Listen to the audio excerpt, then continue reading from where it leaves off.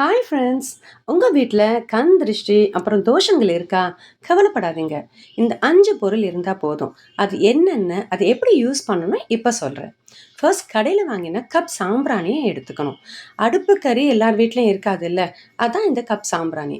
Cup சாம்பிராணிய ஏத்தி அதுல நல்ல புகை வந்த உடனே சாம்பிராணி பவுடர் போட்டு, அடுத்து ஏலக்காய் பவுடர், பச்சை கற்பூரம், கிராம்பு, அடுத்து இந்த வெண்கடுகு தான் கண் திஷ்டியை போக்குறதுக்கு ரொம்ப முக்கியமான பொருள். இதை போட்டு இப்படி வீடு முழுக்க காட்டுங்க. அது பட படன்னு வெடிக்கும்.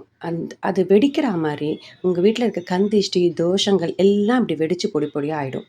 செவ்வாய் வெள்ளி இப்படி செஞ்சு உங்கள் வீட்லேயும் கண் திருஷ்டி போவது மட்டும் இல்லாமல் வீடே நல்ல வாசனையாகவும் லக்ஷ்மி கடாட்சமாகவும் இருக்கும்.